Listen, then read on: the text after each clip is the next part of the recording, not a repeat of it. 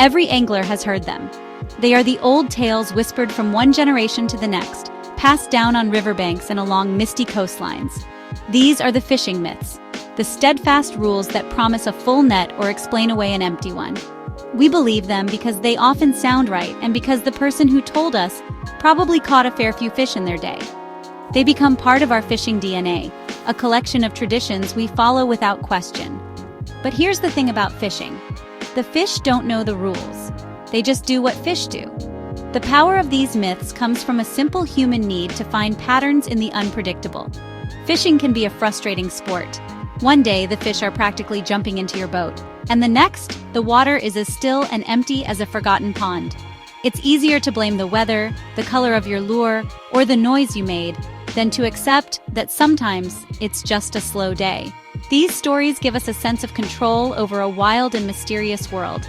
They are comfortable blankets of belief that we wrap around ourselves when the bites are few and far between. In places like the UK and Denmark, with their rich fishing histories, these myths are deeply ingrained. From the chalk streams of Hampshire to the wild coasts of Jutland, an old-timer on the river test might swear by a certain fly on a cloudy day, while a Danish sea angler might tell you that cod won't bite unless the tide is just so. Here is a classic piece of advice you've likely heard a dozen times. On a bright, sunny day, you must use a bright, flashy lure. The logic seems sound enough. The sun is shining, the water is clear, a vibrant, sparkling lure will catch the light and attract attention. Think of a shiny silver spoon glinting in the sun, a fluorescent yellow plug cutting through the water. It makes sense that bright conditions call for bright lures to trigger a strike from a hungry pike or a curious perch. This belief appeals to our human senses. We see bright colors and assume fish do the same. Anglers in the UK, anglers in Denmark. I remember an old fisherman on a Danish lake showing a fire tiger pattern. He held it up, orange and green stripes practically glowing. It's an easy rule, a go-to strategy for sunny day fishing. However, reality is often the opposite.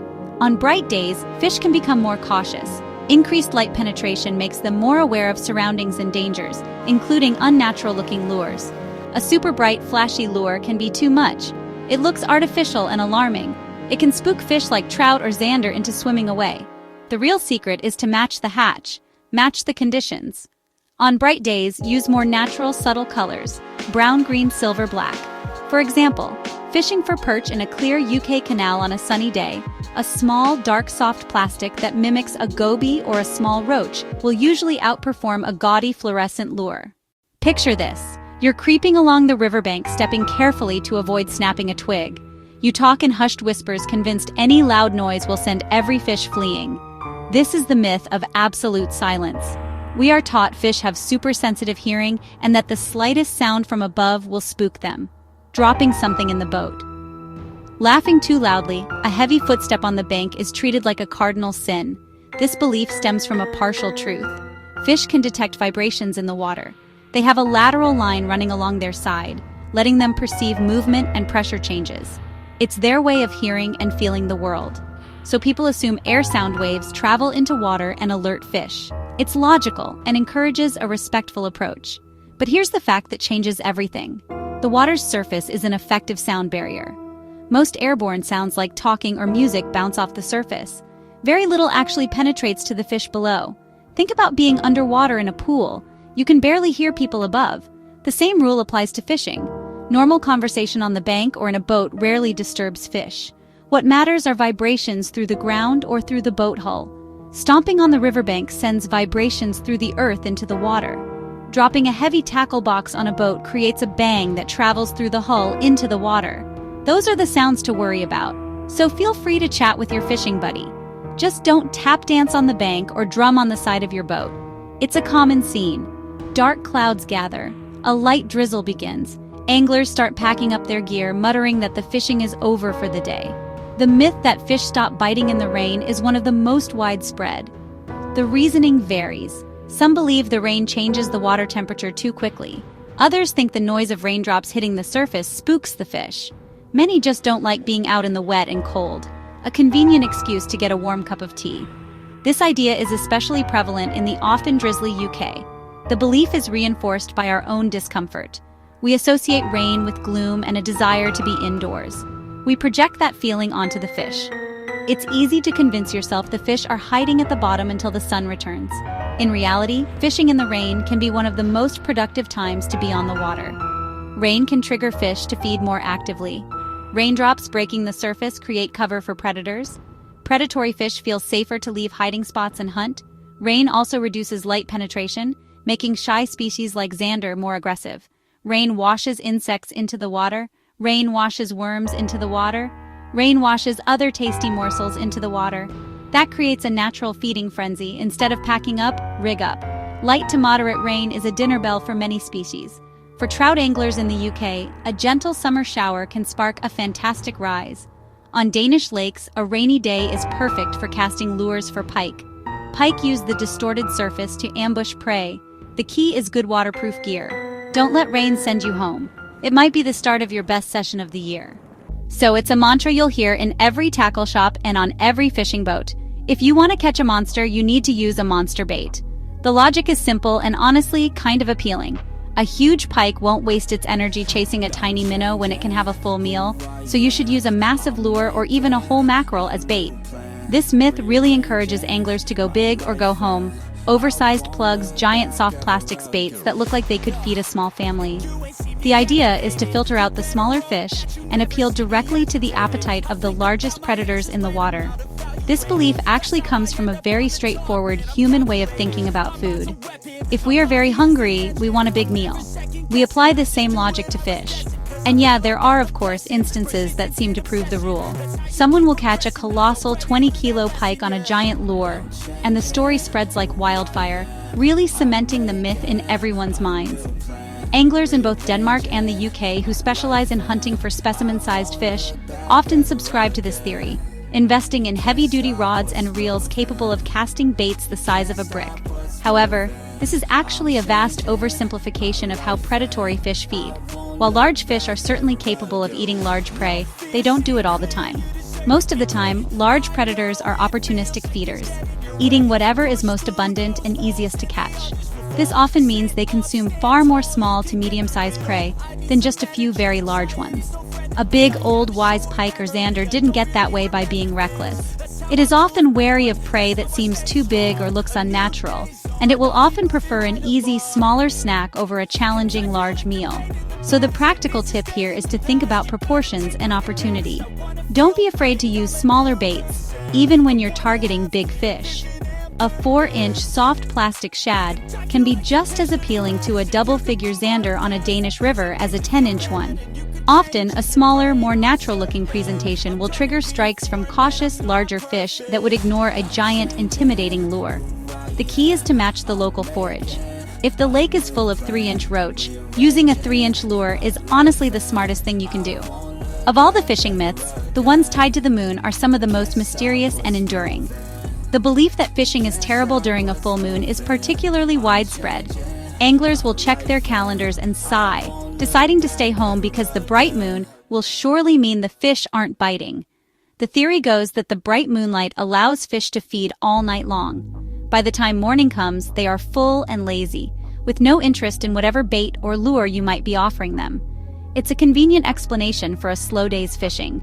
This myth is rooted in ancient folklore and a basic understanding of nature. People have known for millennia that the moon affects the tides, so it doesn't seem like a huge leap to assume it affects fish behavior in other ways too. The idea of fish feeding by moonlight seems plausible. It fits neatly into a narrative that explains the otherwise unpredictable nature of fishing. In coastal fishing communities in Denmark, in coastal fishing communities in the UK, where the moon's effect on the tides is a daily reality, this belief can be especially strong, extending from saltwater fishing extending into freshwater environments as well. The scientific reality is far more complex and, for anglers, much more encouraging. While the moon does influence the tides, its direct effect on freshwater fish feeding behavior is minimal and not well supported by evidence. More importantly, the days leading up to and immediately following a full moon can actually be periods of intense feeding activity. The stronger gravitational pull during this time creates stronger tidal currents in the sea, which can stir up nutrients in bait fish, triggering a feeding response that lasts for days. This heightened activity isn't limited to just the night. So, what's the practical advice? Don't avoid fishing during a full moon. In fact, you should plan trips around it. The 2 to 3 days before and after the full moon can offer some of the best fishing of the month for saltwater species, for freshwater species. Walk into any modern tackle shop, and you'll be greeted by walls of sleek carbon fiber rods, reels with more bearings than a Swiss watch, all with price tags to match. This has fueled the myth that you need to spend a fortune on high-end equipment to be a successful angler. We see professional anglers on television and social media using the latest and greatest gear, and we start to believe their success is due to their expensive kit. Marketing promises: this new rod will cast further, this new reel will feel smoother, implying your old gear is holding you back. It's in the tackle industry's interest to convince you last year's model is obsolete and that you need to upgrade to gain an edge. It plays on insecurities. When we're not catching fish, it's easier to blame tools than technique. Thinking, if only I had that 500-pound rod, I would have landed that fish, is a common coping mechanism. This myth can be particularly intimidating for beginners who may feel they can't even start the sport without a significant financial investment. The truth is, the fish have absolutely no idea how much your gear costs. A 10-pound tench in a UK estate lake doesn't care if you're using a top-of-the-line rod or a simple fiberglass one from 20 years ago. High-end gear can be a pleasure-to-use benefit, sensitivity benefit, weight benefit, casting performance, but it's not essential for catching fish.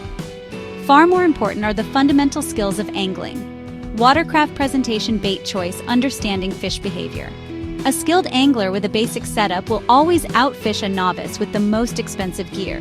The best advice is to start simple. A reliable, well-balanced, and affordable rod and reel combo is more than enough to catch plenty of fish. For sea anglers, it's one of the most exciting sights you can see. Gulls diving frantically into the water, terns diving frantically into the water, gannets diving frantically into the water. The immediate thought is that the birds have found a huge shoal of bait fish, and where there are bait fish, there must be bigger predatory fish, mackerel, bass, cod. This myth suggests race your boat over to the diving birds and cast into the melee. You're guaranteed to catch fish. The truth is, the fish have absolutely no idea how much your gear costs. While birds are a good indicator, they are not a certainty. Sometimes, the birds are feeding on tiny bait fish that are too small to interest larger game fish. On other occasions, the predatory fish might have already had their fill and moved on. The smart approach is to use the birds as a clue, not a command. When you see birds working, approach the area cautiously. Use your fish finder to see what is happening below the surface. Are there large marks indicating big fish or just a cloud of small bait? Observe the birds themselves. Large gannets making deep dives, suggesting bigger prey, small terns picking tiny fish off the surface. Sometimes the best strategy is to fish the edges of the activity where larger, more cautious predators might be lurking. The birds are telling you where the restaurant is, but you still need to check the menu before you sit down. We've journeyed through the misty world of fishing folklore, casting a light on the myths passed down through generations of anglers in the UK and Denmark. From the color of our lures to the phase of the moon, these stories have shaped how we fish. They provide comfort and simple answers in a sport that is often complex and unpredictable. But as we have seen, these whispers on the water are often just that, whispers. They are echoes of partial truths, misinterpretations, convenient excuses that can limit our potential and keep us from understanding what is truly happening beneath the surface. The real key to becoming a better angler is not to memorize a list of old rules, but to cultivate a mindset of curiosity and observation. The fish and their environment are the only reliable teachers. Every day on the water is different. The weather, the water temperature, the light conditions, and the mood of the fish are constantly changing. The most successful anglers are not those who rigidly stick to a single myth-based strategy, but those who are able to adapt, experiment, and learn from every cast. They trust what the water is telling them, not just what the old stories say. So, the next time it starts to rain, don't rush to pack up your gear. Instead, try casting a lure near the bank where insects are being washed in. On a bright, sunny day, resist the urge to tie on your most fluorescent lure and experiment with a more natural, subtle color instead. Don't worry if your fishing buddy is talking, and don't stay home just because the moon is full. Challenge the old assumptions and see what happens. You might be surprised by the results and the confidence you gain. Ultimately, fishing is a journey of discovery. It's about more than just catching fish. It's about connecting with the natural world and solving a new puzzle every time you go out. By letting go of the myths that hold us back, We open ourselves up to a deeper understanding and a more rewarding experience. Trust your instincts, pay attention to the details, and be willing to try something new. The biggest fish and the best stories are often found when you dare to cast your line in a different direction from everyone else. For sea-bass anglers on the UK coast, the strong spring tides associated with a full moon create excellent hunting grounds. For pike anglers on large Danish lakes, the slight changes in water pressure and light can trigger aggressive feeding spells. The key is to be on the water when these periods of activity happen, rather than staying at home because of an old myth. Focus your energy and resources on learning the water you're fishing and understanding your target species. Spend money on good quality line-sharp hooks and effective baits. These are the direct connection between you and the fish. In Denmark, many successful coastal sea trout anglers use surprisingly simple and rugged gear. Their success comes from knowing where the fish will be and when not from the brand name on their rod. Focus your energy and resources on learning the water you're fishing and understanding your target species.